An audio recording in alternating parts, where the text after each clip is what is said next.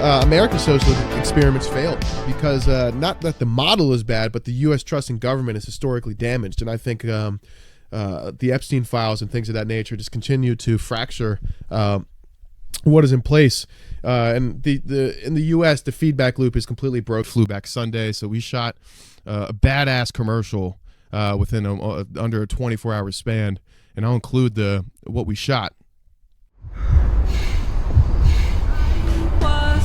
Drop that little F-bomb in there. What do you know? This guy says I am trespassing and that I need to be escorted out of the YMCA facility because of the nature of my language. And I was really shocked. I go, are you really serious right now? He goes, yes, you have to leave. So I was like, whatever, man. I start walking out. Then I turn to him again. I go, are you really kicking me out? He goes, if you don't leave, I'm going to have to call the cops. I said, call the cops? Just as he says that. Unique New York. Unique New York. The arsonist has oddly shaped feet. When people in suburban neighborhoods who like to go on walks and runs and do those type of things don't use the infrastructure provided. Sidewalks.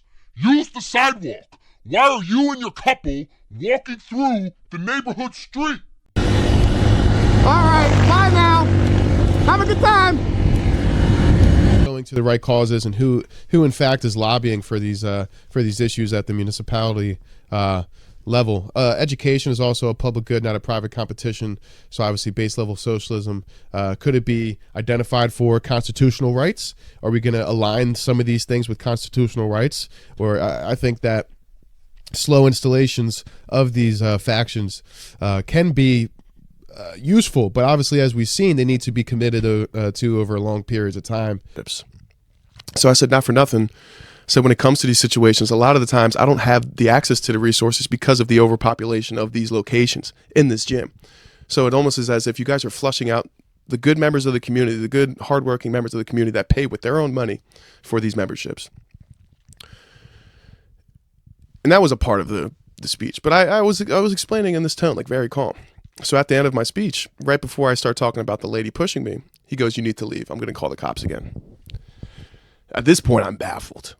Be careful what you wish for, but also, understand that if you do like that type of thing or you like doing hard stuff, that understand that whatever you think it's going to present, it's probably almost going to present more than what you bargained for. So always understand that in those situations, and just be steadfast and hold your head high and just know that you will ultimately achieve what you're setting out to do. As long as you have your values in place and, you're looking at it from this is a bigger than me standpoint. This isn't about me. This isn't about him. And he knows that, when two men can join for a common goal, it's almost a miracle in what that, those people can accomplish. Because as humans, we want belonging and we want acceptance, and to have like a tight-knit fantasy football league, like that's pretty cool, especially when you guys coordinate stuff like events or the draft or whatever. Like, as gay it is, I know nobody wants to hear this, but football is one of the gay sports. I will share this again. Football is one of the gay sports ever. It's a gay sport. I played football my entire life. It's gay. It's gay. So gay guys play it. Which is cool. Just, I'm just going to go Mayo brain about, space and just assume that we're on a globe and that there's no edge of the earth and that, there's no firmament, and it's just exactly what my 6th grade science teacher taught me. Ladders and floors, right? Let socialism be the floor and let capitalism be the ladder. I think when you install these into specific sectors, you have to make sure that these ladders are put where the ladder needs to be and a floor is put where a floor or a ceiling is meant to be put. The good in humanity will show eventually, and all that type of good stuff. About who you were. So who would you say you were? I would say I was somebody sent to this world to try to give people hope in dark times, because without hope, we fall into apathy and do nothing. And in the dark times that we are living in now, if people don't have hope, we're doomed. And how can we bring little children into this dark world we've created and let them be surrounded by people who've given up. So even if this is the end of humanity as we know it, let's fight to the very end. Let's let the children know, that there is hope if they get together. And even if it becomes impossible for anybody, it's better to go on fighting to the end than just to give up and say, okay.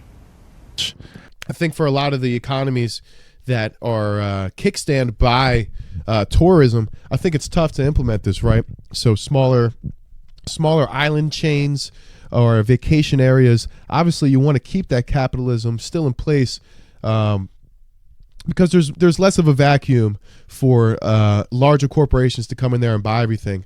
I think they should restrict that, because obviously a foreign company or a foreign entity can come into a small Caribbean island chain or something and just buy up all the land and essentially have this, this one-sided approach to the tourism, and just take all of the money that's being generated for the actual economy locally and just take it for the LLC or the company, wash it in a Swiss bank account, and then it ends up in some French guy's wallet. You know what I mean? Obviously, like a guy like Travis Kelce, being a big pharma bull, like as an NFL player, like that's pretty retarded. So I can only assume that some of the downfall is attributed to his overconsumption of media and assuring people that he's going to do XYZ when realistically he should just shut up and juke. Yeah. And if you do have family, embrace that shit, man, because you'll get a lot more honest, upholding opinions from family than you will a lot of other people. So, not that you can't rely on it, but I wouldn't solely rely on it. You have to expose yourself to those different keyword communities again, which is super duper important. When you see degrading infrastructure, obviously the tax money that we're paying is not going to what we're talking about, right? So it's not going to municipalities. It's not going to the city. It's not going to housing. That's why you see infrastructure degrading, because we're paying everybody's paying their taxes. Anybody who's evading taxes, you can't, because they'll get you. Unless you have an LLC to dishevel it to, or you have millions and billions of dollars to donate, it's not going to go anywhere. This stuff's going to stay the same. You sit down to have conversations with them about sports, like me, myself, somebody who's invested almost their entire life, for better or for worse, into sports. Like, you would assume that I have a decent understanding of the dynamic of the game. And when you try to conversate with them, it's like they brush you off the shoulder like they're some like Wall Street enthusiast about the history and understanding of sports. Like, dude, off. Like, you don't know shit. Not that there is, but there's people watching. There's always somebody watching. And you have to behave like a citizen when you're in large groups of people.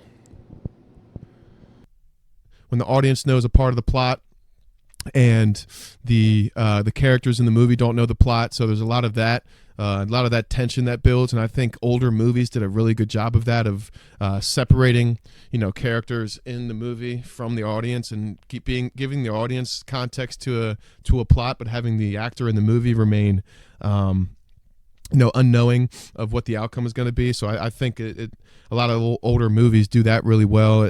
That's lost in translation a lot of times today. So I think it's important to continue to watch older movies because they put a lot more into the plot and the characters because of the lack of cinematic resources in terms of CGI and camera work and teams and just funding and everything. So people had to do a lot more with a lot less in those days with movies, which is a big part of why I like to do what I do as an amateur in this space, is doing as much as I possibly can with as little as I possibly have, and just seeing what I can create and how I can improve and jut and move forward in that regard. I think it's really cool and interesting. Was my 5th grade teacher in middle school, Mr. Kevin Bean. He was a wrestler, and I knew this when he was teaching me. I knew he was a wrestler. He wrestled in his free time, and he was adamant about it. But he never told us who he was or what his facade was. And then I saw it on their podcast in the news article that had came out years ago, because his name was Blitzkrieg. His name was Blitzkrieg, and apparently he did a Bellamy salute with a German flag in his hand during one of his things, but he was like just waving across like this. In the way it was called, it was, deemed Bellamy salute. So he had a big fall through for that. But I think I was a junior in high school at that point. I probably knew about it then, but didn't really make anything of it. But I'm going to attach the clip. District is investigating one of its teachers after this video. I'll let this kid do his thing. Damn showing the teacher, Mr. Kevin Bean, moonlighting as a wrestler known as Blitzkrieg, the German juggernaut. The controversy around the teacher's side gig centers around this gesture in the video. Some say it's people need to at least have the ability to own assets. So we don't want people to own nothing. We don't want a completely socialistic world. We don't want another World War III to flip everything to socialism, how World War II flipped everything to capitalism. We don't want those drastic, flips. We want something consistent. We want something embedded in human rights and human needs. Pretty nuts. I was listening to Matt and Shane's secret podcast, and they were satirizing, disrupting Antifa raids and different parades and stuff like that by doing shows of force. And I couldn't have thought that, the CIA saw that and just said, hey, sounds like a good idea. If you're thinking the CIA isn't listening to that specific podcast, then you'd be proven wrong. So they probably took it with a grain of salt and said, hey, that's not a bad idea. So I don't think you can restrict those companies from actually developing. They need to have some sort of capitalistic progression involved so they can actually, the sciences can be, grown and innovated on. But I think a lot of what I've found with these domains being hybrid is that mostly can be science-based. Or mostly are science-based.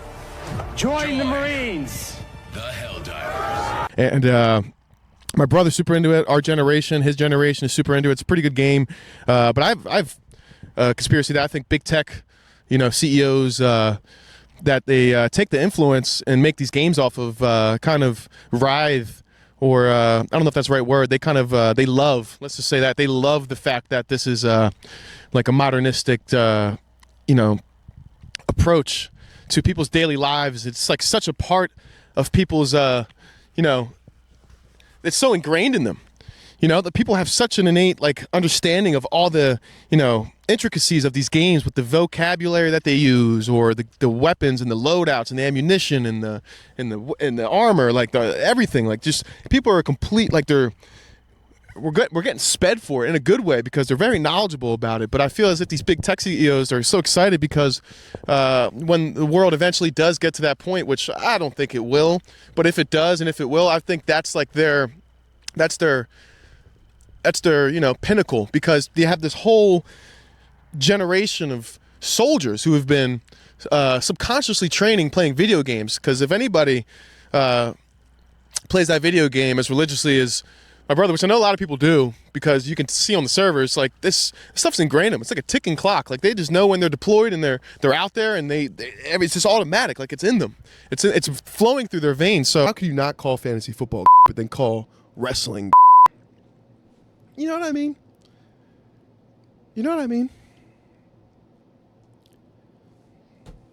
I think that's stupid. They're both guys in tights. They're both faking it until they make it. Big buff dudes in tights faking it till they make it. Football, wrestling, same thing. But you're not necessarily going to excel extravagantly in any regard. Chris Stefano says it on History of Hyenas on one episode. I can't think of specifically how he said it, but there's no grass is greener mentality with certain stuff. It's always a matter of give and take. So obviously, if you're giving more to one area of your life, it's going to take away from another. So that's kind of where I get this theory. It's like building a 2K player, right? If everybody had a socialist 2K account. How would you be able to build a player? Would everybody build the same player? No, obviously people would put a lot more VC into tattoos and gear and things of that nature. Whereas some people would almost always, put all of their effort into improving the player, which would, be the smartest thing. I always used to explain that to people. I said, do you realize how gay we look out here? We're just a bunch of dudes wearing spandex tights, shorts. I didn't realize how much I used to show my ass.